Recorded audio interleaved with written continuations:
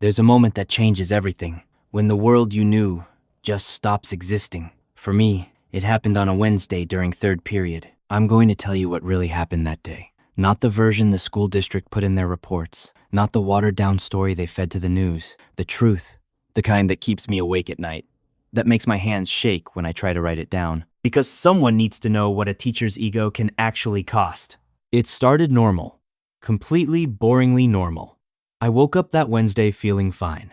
Got dressed, ate breakfast, complained to my mom about having a biology test. The usual teenage stuff. I remember being annoyed that I'd forgotten to study for Mr. Herbert's class the week before, and hoping he wouldn't be back. He was the substitute teacher everyone hated. Not in the fun way where you joke about them being strict. The real way. The kind where you felt your stomach drop when you walked in and saw him at the desk. I got to biology at 10:47. I remember because the clock above the door was broken and stuck on that time, which I always thought was weirdly perfect for a room where time seemed to move differently. Mr. Herbert was already there, arranging papers on the teacher's desk with this expression like he owned the place.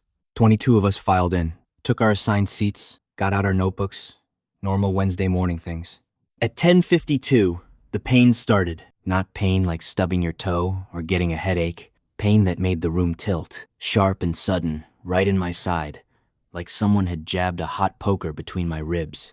I doubled over in my seat, gripping the edge of my desk so hard I could feel my fingernails digging into the wood. "You okay?" whispered Emma, who sat next to me. I couldn't answer. Couldn't breathe right. The pain was spreading now, radiating out from that single point like I was being inflated from the inside. That's when the lockdown alarm started. 3 sharp blasts that made everyone jump. Mr. Herbert was already moving toward the door, pulling something from his pocket. Zip ties. The thick plastic kind that click when they tighten and don't come undone. "Everyone under your desks, now." I tried to move but screamed when I bent forward. The pain exploded, white-hot and consuming. I stayed frozen in my seat, hunched over, trying to breathe through whatever was happening to my body. "My stomach," I gasped. "Something's wrong." Mr. Herbert turned from the door. His face was red, jaw tight. "Nice try. Get under your desk like everyone else." "I think it's my appendix." "You think I was born yesterday?" Kids always fake sick during drills. The zip tie sealed our only exit with a plastic click that echoed in my skull. We were locked in. I was trapped with this pain that kept getting worse, spreading through my torso like wildfire, and the one adult in the room thought I was acting. "Please," I managed. "I need the nurse." "The only thing you need is to follow protocol." That's when I remembered. Last month during his class, I'd thrown up. Not fake sick, not trying to get out of work. Actually thrown up all over my desk because something I ate at lunch didn't agree with me. He wouldn't let me leave. Made me sit there in my own vomit for 20 minutes while he finished the lesson. My mom had called the school to complain. This was revenge. He thought I was trying to get back at him, that I was faking to make him look bad. But I wasn't faking. God, I really wasn't. The pain moved from sharp to explosive. Like my insides were being torched. Tears streamed down my face without me deciding to cry. They just came, along with this animal sound from my throat that didn't sound human. "Please," I sobbed. "It hurts so bad." "Drama club's down the hall, sweetie." He actually laughed. I watched him laugh while I was dying. Because I was dying. I didn't know it yet, but that's what was happening. My appendix was rupturing. Poison was spreading through my body, and the person responsible for my safety was smiling. Zara crawled over to me. She was headed to Johns Hopkins for pre-med, wanted to be a surgeon like her dad. "Where exactly does it hurt?" I pointed to my right side. She pressed down gently. When she let go, I screamed, actually screamed, loud enough that kids across the room jumped. "That's rebound tenderness," she said, and her voice was terrified. "Mr. Herbert, her appendix could rupture. Back under your desk or it's suspension. You don't understand. If it bursts, she could die." I said, "Back under your desk." The fire in my gut spread to my back. My whole body started shaking, these violent tremors I couldn't control. Then came the vomiting. Not normal, sick-to-your-stomach vomiting. Projectile. It hit the wall, 3 feet away from where I sat. "Mop it up," Mr. Herbert said, his voice cold and flat. "Kids are so useless these days." Daniel, whose dad was a surgeon, had gone completely white. "That's bile. Green bile. That means That means she ate something green for lunch, Mr. Herbert interrupted. But we all knew what green bile meant. Several kids were pulling out phones now, trying to get signal. The biology lab was a dead zone, though. Concrete walls, basement location, no service, phones in the basket. Now, this is a lockdown, not social hour. My fever spiked so fast I could feel it. Sweat poured down my face, soaked through my shirt. The pain wasn't just in my side anymore. It was everywhere. My whole body was shutting down. "Check her forehead," someone yelled. Emma reached over. "She's burning up. Like scary hot. Fevers can be faked. Haven't you seen Ferris Bueller?" But half the class could see now. This wasn't fake. My skin had gone from pale to gray. The shaking was worse. I looked like someone dying because I was someone dying. "Call 911, Zara screamed. "She needs surgery right now." The only thing she needs is detention for disrupting a state-mandated drill. That's when I felt it. Something inside me shifted, like a rubber band snapping. The pain went from unbearable to nothing, just cold. This spreading awful cold that moved through my body like ice water in my veins. The pain stopped, I whispered. Mr. Herbert smirked. "See? Miraculous recovery. Just like I said." "No!" Zara and Daniel screamed it together. "If the pain suddenly stops, that means it ruptured." Even the kids who didn't know biology could tell this was bad. Really bad. My body started convulsing. Not shaking anymore. Full convulsions. Seizures. I was on the floor now, though I don't remember falling. My back arched. My arms twisted. I had no control over anything. "Stop," Mr. Herbert said. "Stop pretending." But I couldn't stop. I couldn't control anything anymore. The lockdown alarm was still blaring. Kids were pounding on the windows, trying to get anyone's attention. The biology skeleton crashed to the floor as Connor tried to break down the door. "It's zip-tied," he screamed. "The door won't open." Black spots filled my vision. Zara was screaming medical terms I couldn't understand anymore. All I knew was cold. So cold. "Someone break the window. Text the office. The door won't budge." Mr. Herbert was backing away from me now, pressing himself against the wall. "She's faking. Has to be faking." I couldn't see anymore, just heard voices getting farther away, muffled, like I was underwater. Then Zara's voice cut through everything, clear as day. "If she dies, you murdered her." The last thing I remember thinking was how stupid it was. Dying in biology class because a substitute teacher's ego mattered more than my life. Then nothing. When I woke up, everything was white. Bright white lights that hurt my eyes, beeping machines, the smell of antiseptic and something metallic I couldn't place. My mom's face swam into focus above me. She was crying. Her hands gripped mine so tight her knuckles were white. "You're awake," she whispered. "Oh God, you're awake." I tried to speak, but my throat was too dry. Everything hurt. Not the sharp pain from before, but this deep, burning ache that spread across my entire stomach.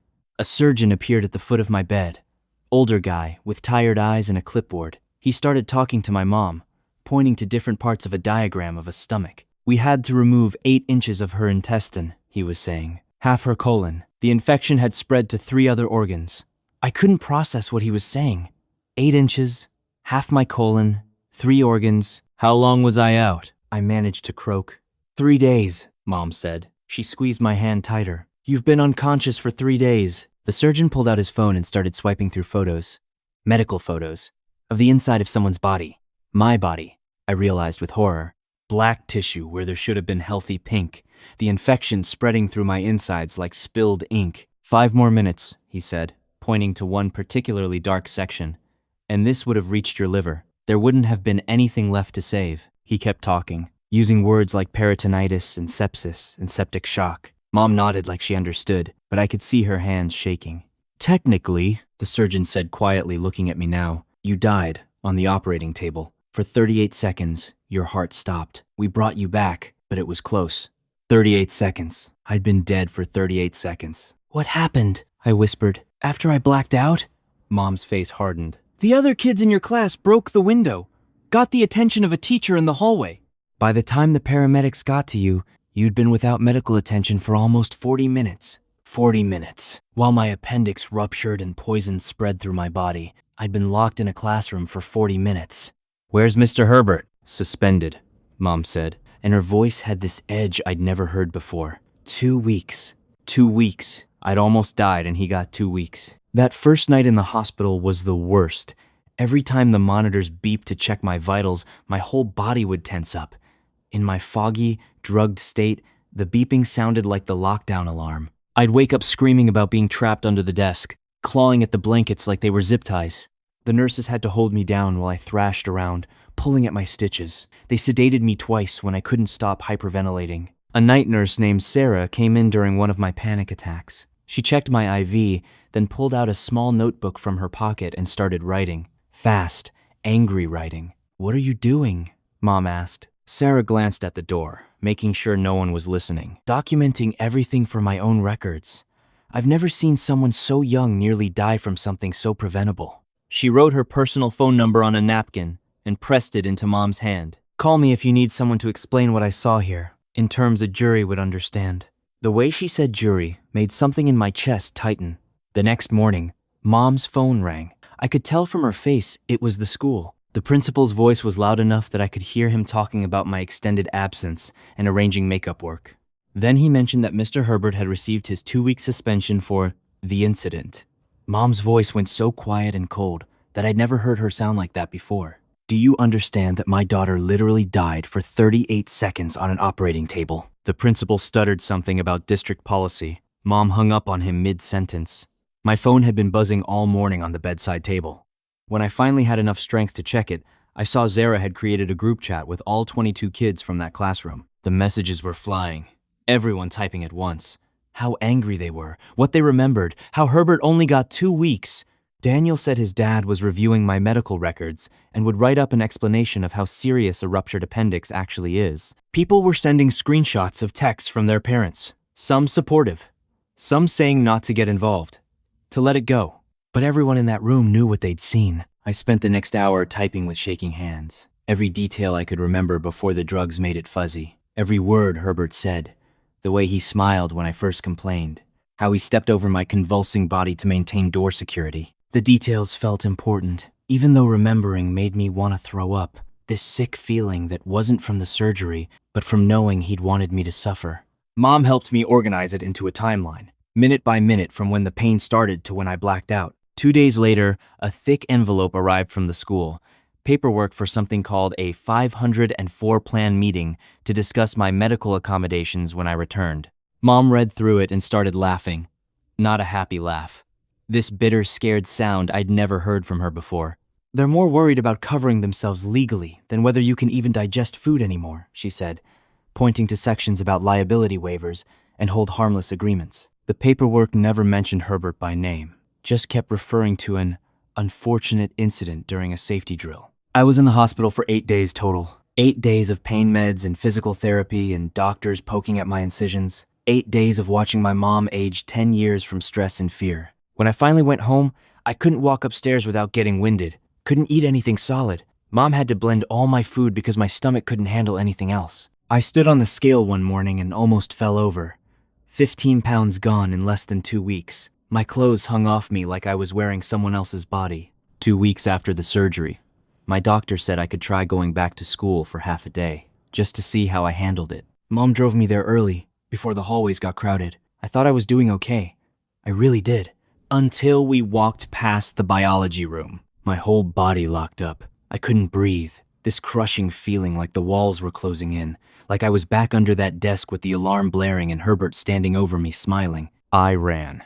Didn't even realize I was running until I was in the bathroom, curled up in a stall, hyperventilating so bad I couldn't see straight. The security officer found me 20 minutes later. He called Mom to come get me. I heard him telling her that lots of kids have trouble returning after medical trauma. Like this was normal, expected. The next day, the vice principal called to schedule a meeting. When we got there, he kept using the phrase, "unfortunate incident," over and over. Like saying it enough times would make it true. He suggested we all needed to move forward, that dwelling on the past wouldn't help anyone, that the school was committed to learning from this experience. Mom asked point blank if he'd watched the security footage yet. He shifted in his chair. "It's still under review pending the district investigation," which was another way of saying they were hoping we'd give up and go away. That night, I texted everyone from the class to meet me in the library after school the next day. 6 kids showed up right away. We grabbed the big table in the back corner where teachers couldn't hear us. I pulled out a notebook and started writing down everything from that day. The way Herbert smiled when I first said I was sick. How he stepped over me when I was on the floor shaking. Every detail we could remember. Emma grabbed a piece of paper and drew where everyone was sitting. She marked where I collapsed with an X, where Herbert stood by the door, where Zara and Daniel tried to help me. We spent 2 hours going through every single minute. Everyone remembered different things. Connor said Herbert actually laughed when I threw up. Someone else remembered him checking his watch while I was seizing. We wrote it all down, every detail, before anyone could forget. That night, my phone started buzzing with texts from other kids in the class. The school computers had crashed during last period. The whole network went down. Then Connor called me, crying. His phone had been recording when the lockdown started because he was making a TikTok under his desk. Now, all his videos from that day were gone, not just deleted. Completely wiped. His cloud backup was empty too. 3 other kids said the same thing happened. Any pictures or videos from that day just disappeared. By the end of the second week home, I could barely stay awake past noon. The pain pills made me so tired I'd fall asleep sitting up. Even soup made me throw up sometimes. I looked in the mirror one morning and saw bones sticking out everywhere. My face looked like a skull with skin stretched over it. That's when an email came from someone at the school newspaper. They wanted to write about why lockdown rules don't let teachers call 911 during drills. They'd heard what happened to me and wanted my side of the story. I wrote back that I'd talk, but only if Mom was there with me. We met them at a coffee shop near school. The kid asking questions seemed genuinely angry about the whole thing. They kept shaking their head when I described Herbert refusing to let anyone help. Mom made them promise to check everything with us before printing anything. 2 days later, the district sent out an email about forming a committee to review the incident. Mom read it out loud and started laughing again, that same bitter laugh. The committee had 3 assistant principals on it, all of them directly under our principal. Nobody from our classroom was invited. Not me, not any witnesses, not even our parents. They said they'd share their findings in 6 to 8 weeks. It's a joke, Mom said. She was right. The hospital finally sent copies of all my medical records. The stack of papers was thicker than our phone book, hundreds of pages about the surgery and the infection. And when my heart stopped, Mom asked Daniel's dad to look at them since he was a surgeon. He came over that night and spent 3 hours reading everything. Then he wrote a letter, explaining it in simple terms. The rupture had spread poison through my whole body. I was in septic shock when they brought me in. 30 more seconds and my organs would have shut down forever. He used the word miracle 4 times in his letter. The 504 meeting was scheduled for the next week. They wanted to talk about accommodations for when I came back to school, extra time on tests, permission to leave class for the bathroom whenever I needed, a special pass to eat lunch in the nurse's office if the cafeteria was too loud. Mom asked why there was nothing about fixing the actual lockdown rules. The woman running the meeting said that wasn't what 504 plans were for. They were just trying to help me succeed academically. How is she supposed to succeed when she's scared of dying in your school again? Mom asked. Nobody answered her. 3 days later, a certified letter arrived from the district's lawyer. It was addressed to all the parents of kids who were in the classroom that day. The letter strongly suggested we shouldn't talk to reporters or post on social media about the pending matter. It said discussing it publicly could compromise their investigation. It said legal action might be taken against anyone who spread false information. It's a threat, Mom said, her hands shaking as she held the letter. She was right about that too. I spent the next week writing out what I wanted to say at the school board meeting. My hands shook so bad I could barely hold the pencil, but I kept writing about the pain, the fear, dying for 38 seconds. I practiced reading it over and over in my room. My voice cracked the first 10 times, but eventually I got through it without crying.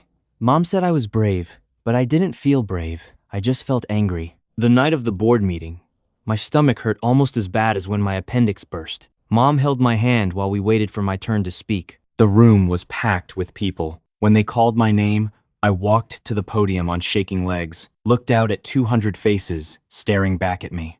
I started reading about Herbert stepping over my body while I was dying. 3 board members stared at their phones the whole time. 2 others looked at the ceiling. Only one person, this woman named Elisa Huber, actually watched me and wrote down what I was saying. When I finished talking, the room was completely quiet. I walked back to my seat on shaking legs while everyone just stared. Nobody said anything for what felt like forever. Finally, the board president cleared his throat and said they'd take my comments under advisement, which basically meant they'd ignore everything I just said. The meeting went on for another hour, with people arguing about bus routes and lunch menus. I sat there feeling like I'd wasted my time trying to make them care about a kid almost dying in their school. When we got home, Mom made me hot chocolate and told me I was brave, but I just felt tired and angry and scared all at the same time. The next morning, I went to school for the first time in weeks. When I opened my locker, a folded piece of paper fell out onto the floor. My hand started shaking when I read what it said. Someone had written that I was a drama queen looking for attention, that Mr. Herbert was a good teacher being railroaded by a lying student. The handwriting looked familiar. Then I remembered seeing those same weird capital R's on the whiteboard in biology class. Herbert himself had been in the school putting notes in student lockers. I took it straight to the office. The secretary just said she'd pass it along to the principal, who was in meetings all day. Mom was so mad when I told her that she drove straight to the district office and filled out a FOIA request for all the security footage, all the emails, any documentation about what happened to me. The woman at the desk said it would take 6 to 8 weeks to process, which seemed like they were stalling on purpose. While we were waiting, Mom's friend who worked in the district office called. She said we should come look at something right away. She had the official incident report that the principal filed. When we read it, we couldn't believe what we were seeing. It had the wrong date, said I was just experiencing discomfort during a routine drill. The report didn't mention that I died for 38 seconds, that they had to remove parts of my organs, that Herbert stepped over my convulsing body while refusing to call for help. Mom took pictures of every page with her phone while her friend kept watch at the door. She wasn't supposed to be showing us this, but she said she couldn't stay quiet when they were lying about what happened. The next day, when Mom was picking me up from school, the janitor who'd been mopping the hallway during the lockdown walked over to our car. He looked around to make sure nobody was watching. He leaned down to the window and told Mom he'd heard screaming and pounding from inside the classroom. But when he tried to check what was happening, the vice principal told him to keep working and not get involved. Administration had told all the custodial staff not to discuss what they saw or heard, or they'd lose their jobs. But I have grandkids your age, he said. I can't live with staying quiet. Mom gave him her number and told him to call if he remembered anything else. That weekend, a reporter from the local newspaper called our house. He said he'd gotten an anonymous tip about what happened and wanted to investigate the story. Someone inside the district was feeding him information about the cover-up.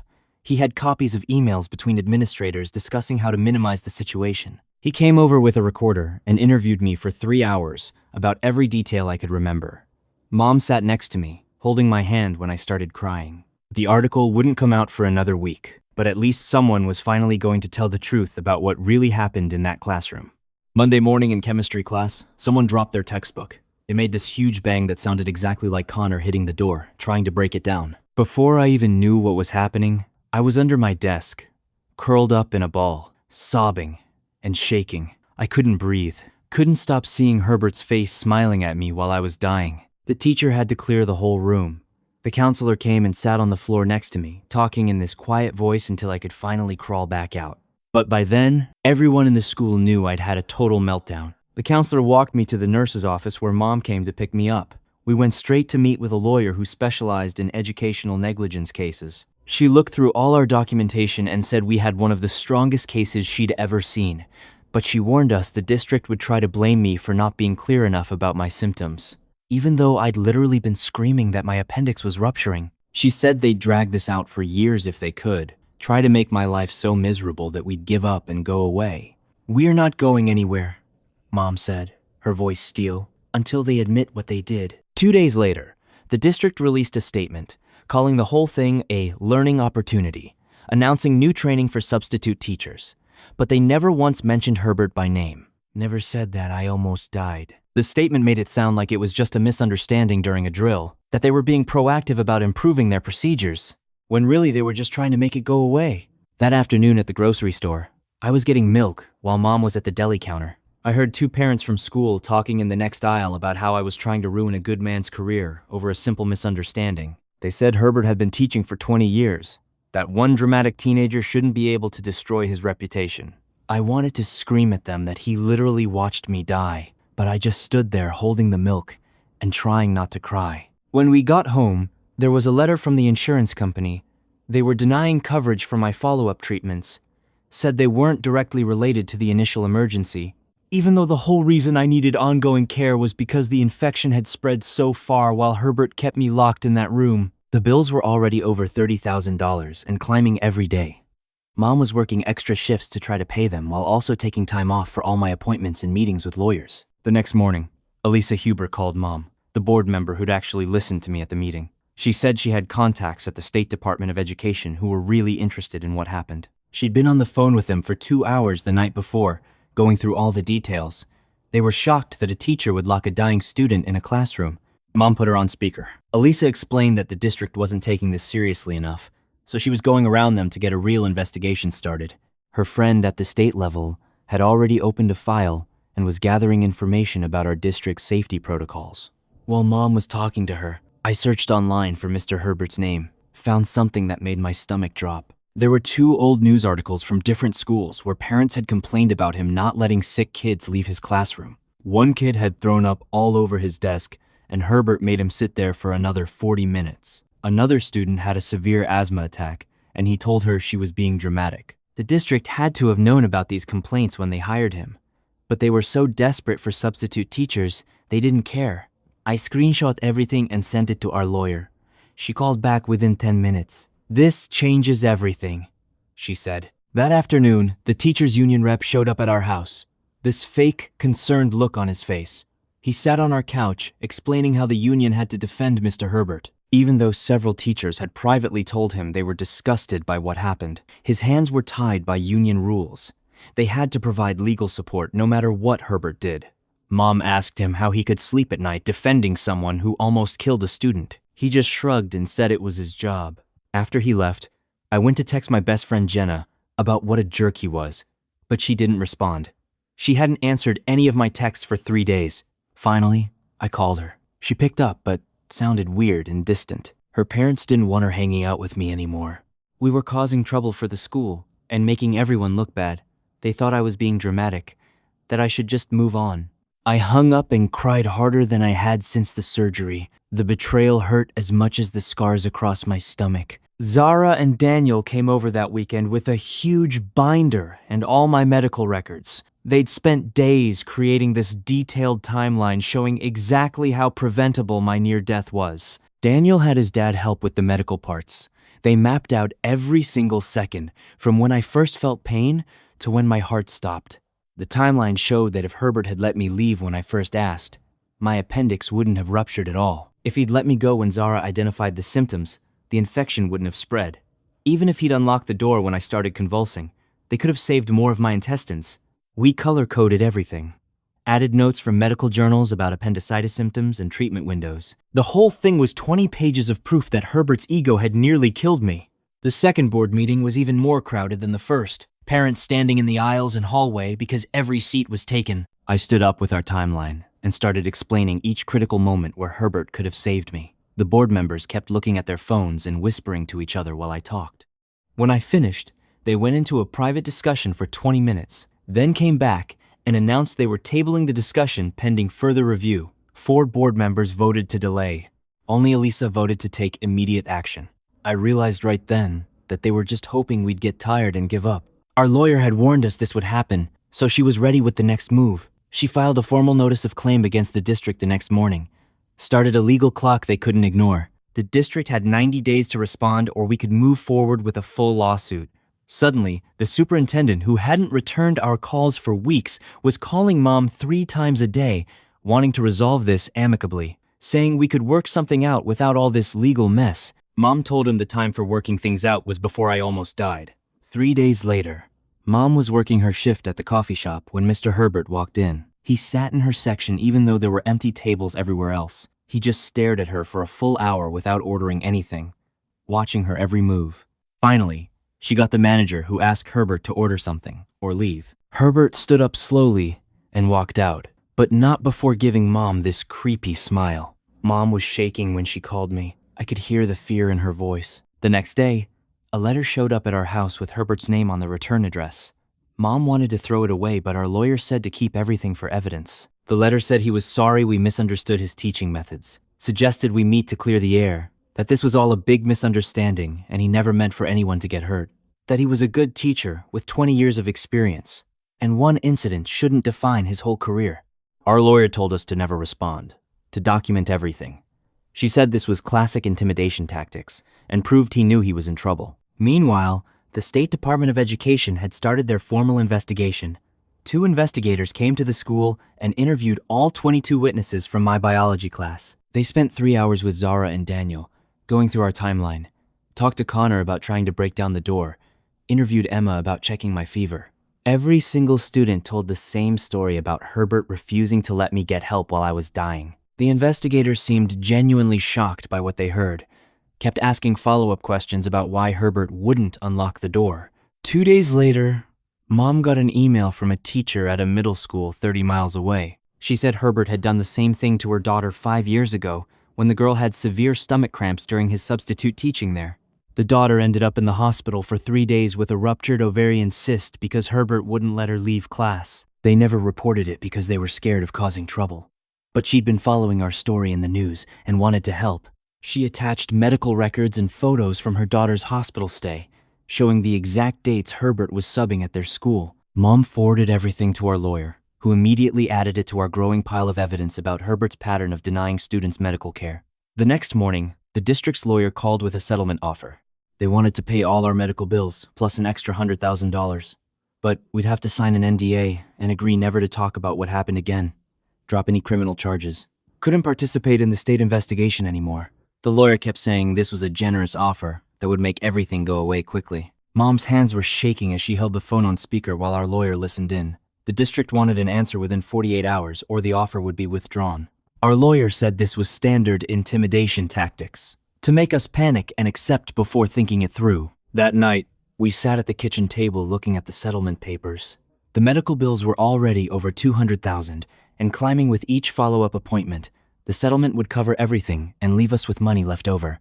But accepting meant Herbert could keep teaching. Other kids could get hurt. Mom pushed the papers away. "We're not taking it." She called the district lawyer back and told him no amount of money was worth letting Herbert hurt another kid. The lawyer sounded shocked.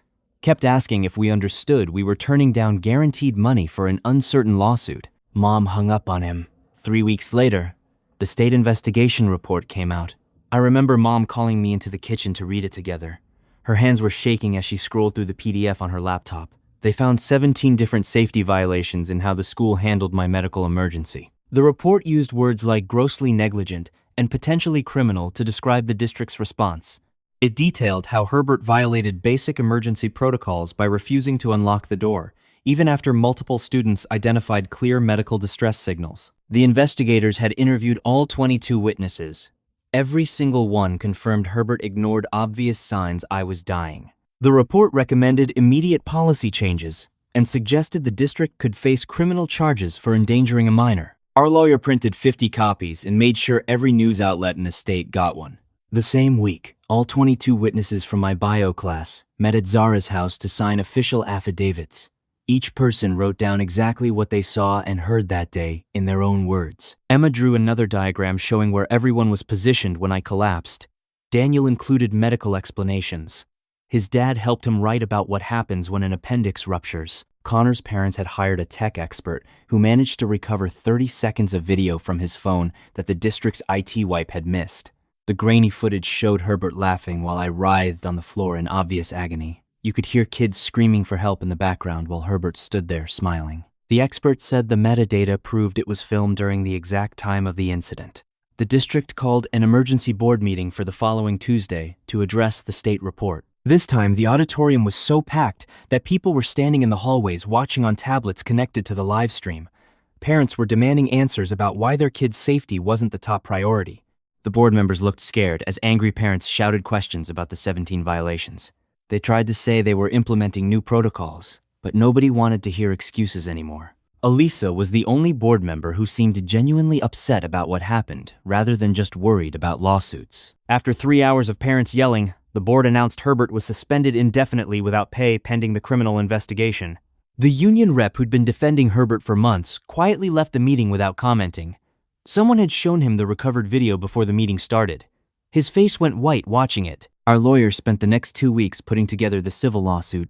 She attached everything we had: medical records, witness statements, the video footage, the state report, the testimony from the middle school teacher whose daughter Herbert had also denied medical care too. The final filing was over 300 pages of evidence that Herbert and the district had nearly killed me through deliberate negligence. She filed it at the courthouse on a Monday morning with reporters waiting outside.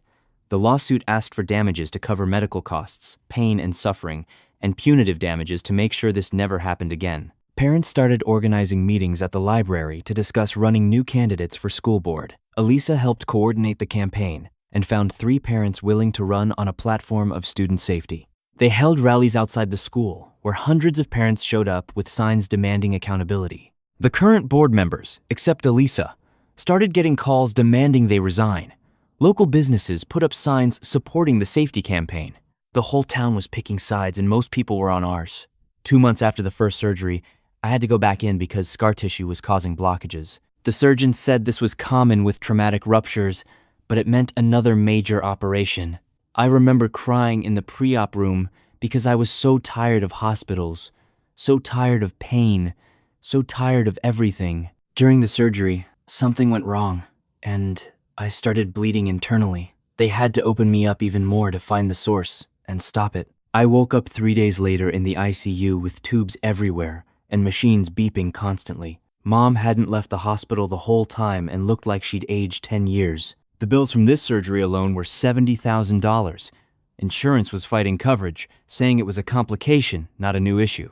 Our lawyer pushed back hard against the insurance company while the district's lawyers kept calling about settlement talks every few days. The board meeting about the state report turned into chaos when 300 parents showed up demanding answers about the safety violations. Board members scrambled through papers trying to explain why emergency protocols didn't include medical overrides for life-threatening situations. They voted 4-1 to create new rules that would let teachers break lockdown for medical emergencies. Elisa pushed for them to name it after me, but the other board members called it the Student Safety Initiative instead. Everyone in that room knew exactly why those rules existed, though. Kids at the school started acting different around me. When I finally went back for half-days in April, the ones who'd avoided me after their parents told them we were troublemakers started showing up at my locker between classes. They'd mumble apologies about how their parents were wrong and they should have stood by me from the start. Teachers bent over backwards to help me catch up on 6 weeks of missed work without making me fill out tons of paperwork. My chemistry teacher let me turn in labs whenever I could manage them. My English teacher accepted essays weeks late. The math department created special review packets so I could learn what I'd missed at my own pace. By May, I'd pulled my grades up enough to pass everything, despite basically missing half the semester. Our lawyer finally got the district to agree to a settlement that covered all my medical bills, including future surgeries for complications. They also had to create a fund for other students who got hurt because of bad safety protocols over the years. The money helped 12 other families whose kids had been injured during lockdowns or emergency drills gone wrong. The newspaper articles about the case slowly moved from the front page to smaller mentions inside the paper. New scandals and problems took over the headlines. Most people in town moved on to worrying about other things. The 22 of us who were in that classroom would never forget those 38 seconds I was dead, though. Summer came and went with 2 more surgeries to fix blockages from scar tissue building up in my intestines. By October, I could walk down the science hallway without my heart racing or my hands getting sweaty. 6 months after everything happened, I managed to walk past the biology room door without running to the bathroom to throw up. I still couldn't go inside, and probably never would. But at least I didn't have panic attacks just seeing the doorway. That night, lying in bed, I thought about how different I was from the kid who'd walked into that classroom for a normal biology class. The scars across my stomach would never go away, and neither would the memories of dying on that floor. But surviving something that should have killed me made me realize I was stronger than I ever knew. Herbert ended up getting hired at some private school 2 states away after the union quietly stopped defending him. The 22 of us made sure every parent at his new school got anonymous emails with links to the news articles about what he did. We created social media accounts that posted the security footage and court documents whenever he tried to start fresh somewhere new. His teaching license might not have been revoked, but we made sure his reputation followed him everywhere he went. Every time he applied for a new job, the hiring committee would mysteriously receive packages with copies of the state report. We kept our promise to each other that everyone would know exactly what kind of person he really was. I'm telling you this story because someone needs to hear it. Someone needs to know what can happen when authority cares more about protocol than people, when ego matters more than life. I survived, barely, but I'm one of the lucky ones. And if sharing what happened to me can prevent even one other kid from going through this, then maybe these scars mean something. Maybe dying for 38 seconds wasn't for nothing. Thanks for listening, for letting me get this out. It's been a long road, and honestly, I'm still walking it. But at least now you know the truth. The whole truth. Not the sanitized version they put in their reports. Until next time. And hey, if this story meant something to you, share it. Let people know what really happens when we stop listening to kids who say they're hurting. It might save a life.